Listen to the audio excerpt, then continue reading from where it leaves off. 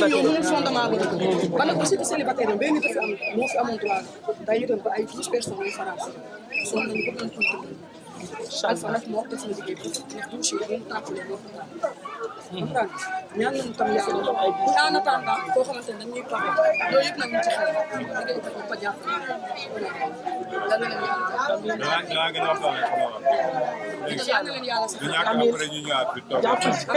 ci lamp si suñu ay propres moyens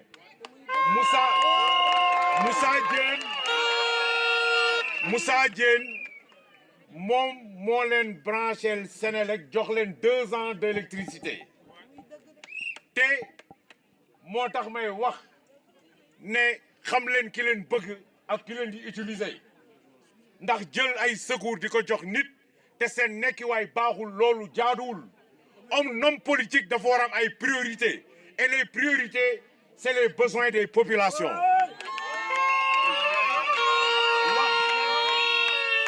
waxtu bi may wax ak yow nii fii su tawee dafay taa Moussa Diène ci boppam def na benn devis pour ñu def ñaari regard pour génne ko man ci sama coobare bopp maa woo directeur général office national de l'assainissement minima dina fi yónnee benn équipe pour ñu defal ko loolu defuma ko parce que damay politique dama koy def parce que man doomu gox bi laa fii ci askan bi laa jóge leneen li ci topp mooy cité bi gis nga dama bëgg ñu def ko comme ni nga def cité capverdienne ñu dale ko de bout en bout et ça c'est possible de le faire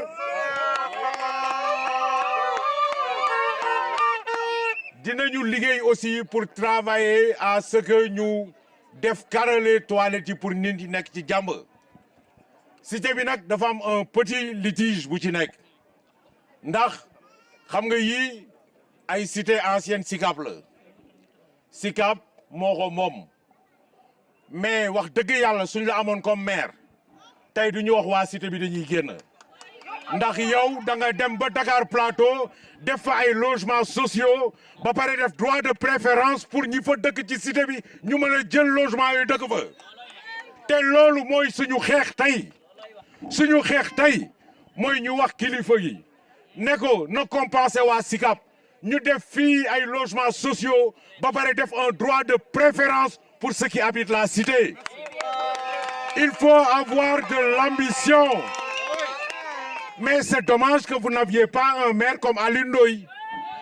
parce que moom dafa jël plateau def fa ay logements sociaux te loolu mën na nekk donc moo tax monsieur le ministre tey à partir d'aujourd'hui je vous nomme l'ambassadeur de la cité célibataire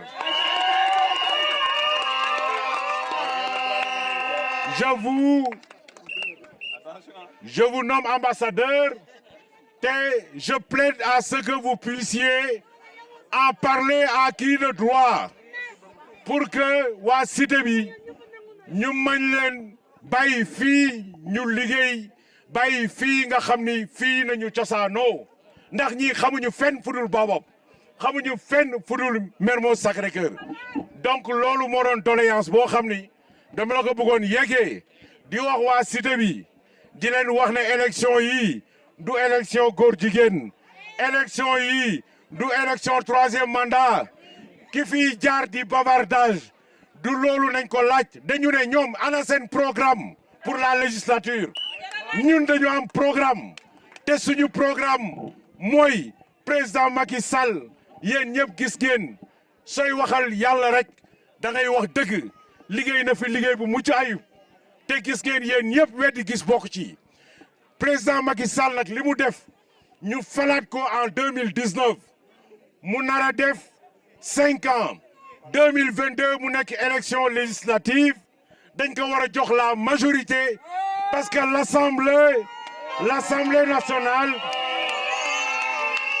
l'Assemblée nationale est le siège de construction du budget national et le budget est le moyen d'exécution d'une politique. S'il n'a pas la majorité à l'Assemblée nationale,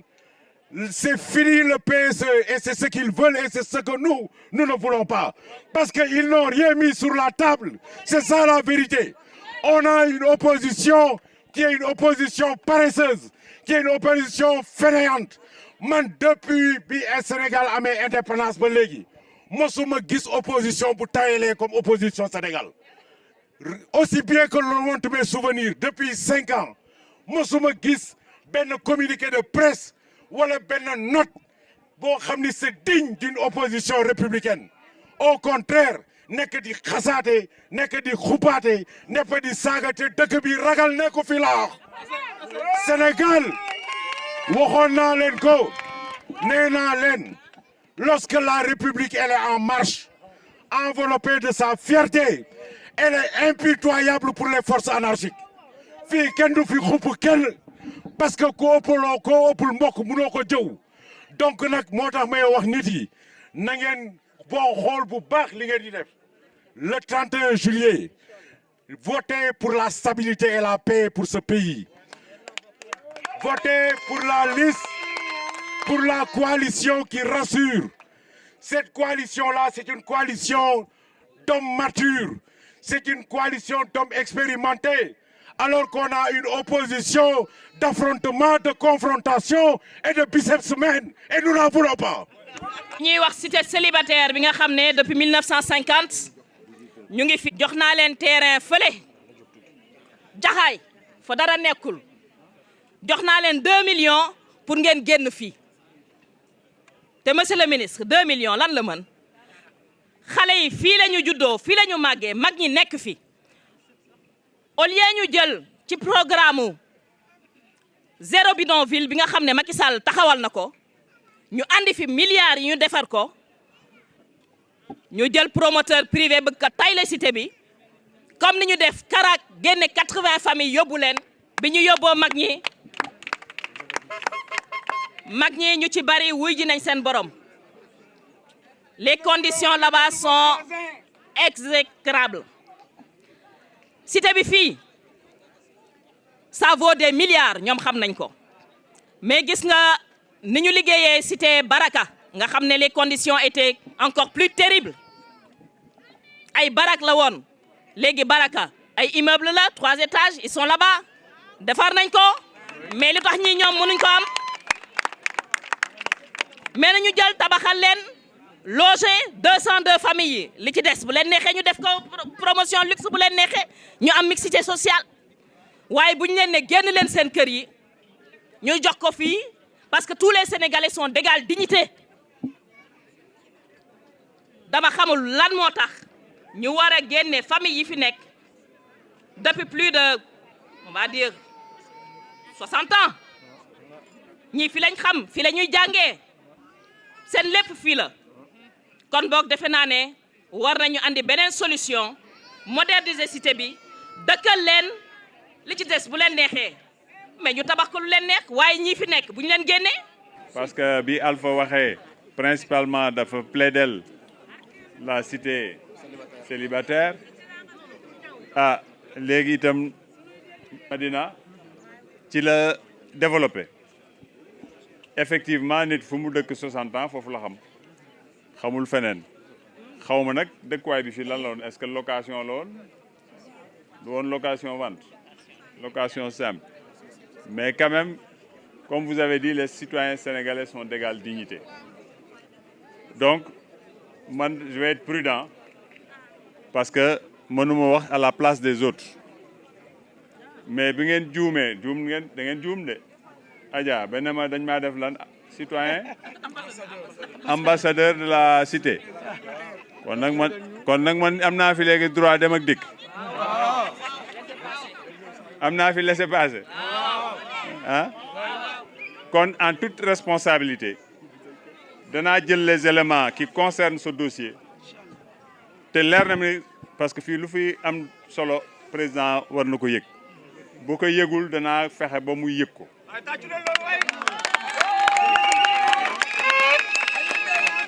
dinaa itam jege la direction générale de la SICAP. SICAP c'est une société nationale principale mission mooy dëkkal sénégalais yi kon normalement bu dee am na ay solution te xam naa ni ci li ma xalaat lu ndaw solution am na parce que Alpha wax na leen tuuti cité boo xam ne ak bii presque benn lañu bu nekk biir plateau parce que mooy cité yi njëkk fii dañ ne célibataire fële c'était la cité des enseignants c'était la cité administrative l'une des premières au Sénégal ba ma juumul la première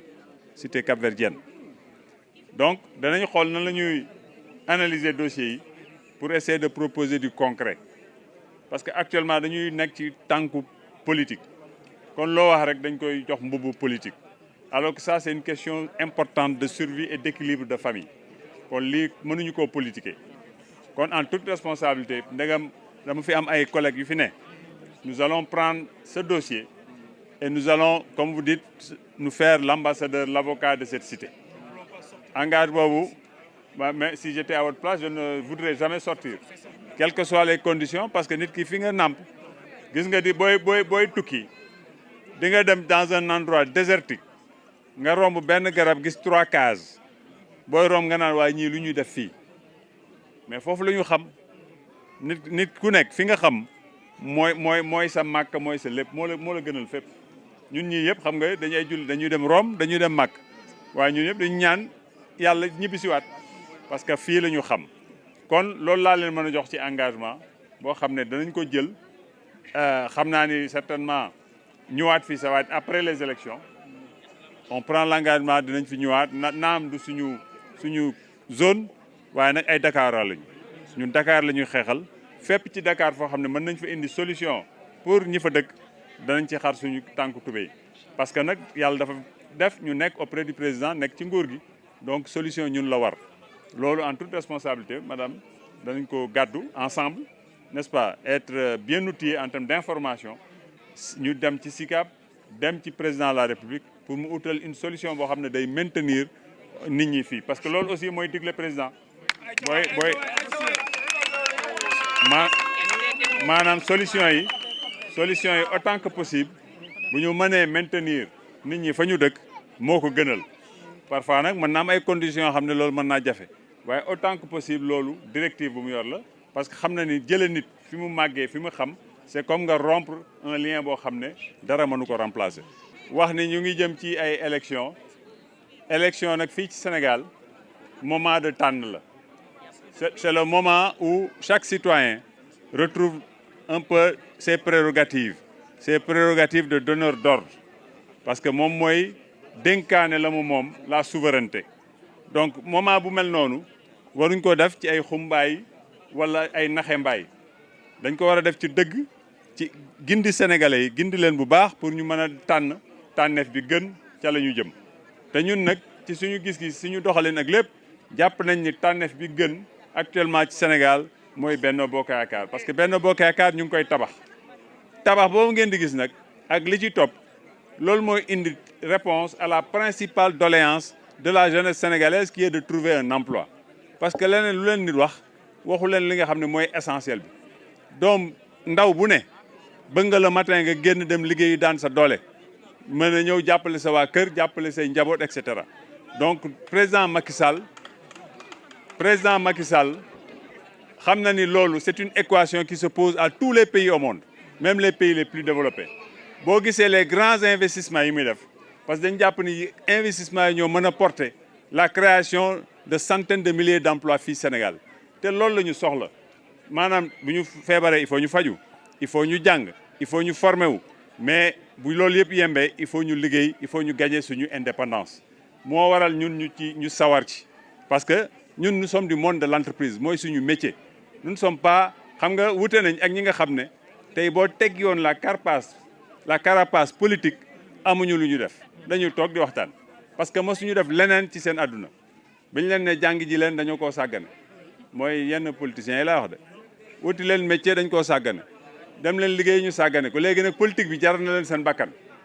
jaral na leen ñu woo leen ci mbedd mi mu jaral leen seen bakkan parce que loolu boo ko jëlee dara desewu leen ñun li ñuy def nii buñ ko arrêté woon suba ñu liggéey dem ci suñu métier kon na liggéey te liggéey boobu nag yàlla loolu mu ñu may indépendance boobu la ñuy yéene bépp doomu Sénégal parce que la dignité elle est dans cette indépendance là elle n'est pas ailleurs donc les grands projets qui sont là il ne faut pas les interrompre parce que c'est compromettre l'avenir des jeunes bu ñu naan ay ports de dernière génération c'est parce que c'est des centaines de milliers d'emplois ñoo fay génn c'est de la création de valeur ajoutée moo ci génn c'est l'économie sénégalaise qui croît. Et qui dit croissance économique dit création d'emplois. li ci des ay naxe mbaay la ay léeboon lippoon la keneen ku la wax leneen la preuve dañuy jiñ nit ñi rek kenn mënu fi toog ki ngay jiñal xool ko ci bët wax li ngay wax dañuy jiñaat dañuy lépp ci sos la politique réew nag mënul wekku ci sos ci saaga ak ci à la rigueur sax mën nañ wax sax ni xamadi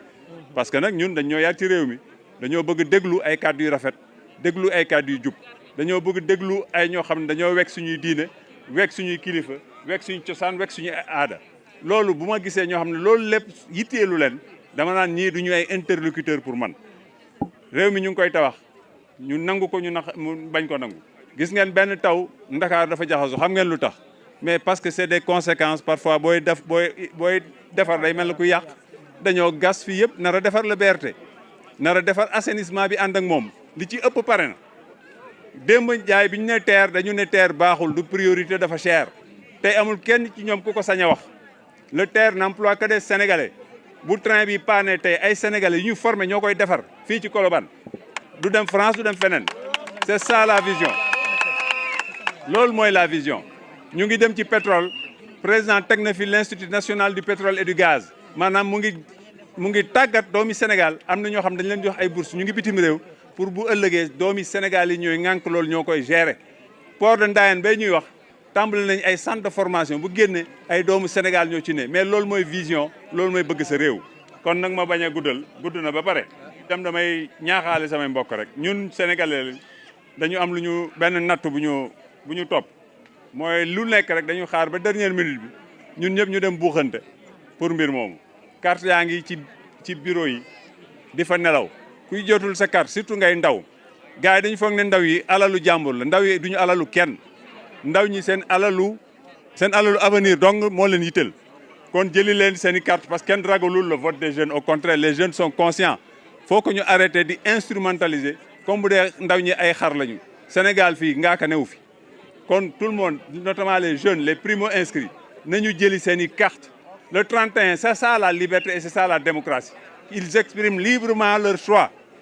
c'est ça la réalité dans la paix et la stabilité chaque Sénégalais nga yoral sa carte nga dem exprimer librement sa choix le lundi suivant ñun ñëpp ñu xëy doxi suñu soxla ci jàmm ak salaam loolu mooy Sénégal et depuis 1800 et quelques nous votons c'est pas maintenant qu'on va nous apprendre comment on vote au Sénégal donc loolu moo doon sa laaj na nit ñi jëli seen carte loolu moo waral mu ne fa parce que on va attendre à 24 heures du vote nit ñi dem buuxante ci centre yi te jaru ko kon maa ngi ñaan képp ku yorul sa carte demal nga jëli sa quel que soit fi nga far sa liberté la tant qu'il y aura pas la liberté de choisir dans ce pays nous ne serons plus une république maa ngi leen di sant leen gërëm di jox dig daje waa cité bii danañ fi ñëwaat incha allah boo xam ne du tànk politique pour jublu ci li ngeen wax lépp loo xam ne tegu na suñu loxo muy saafara incha allah danañ leen ko indil pour ñu yëf yi jëm kanam maa ngi leen di sant leen gërëm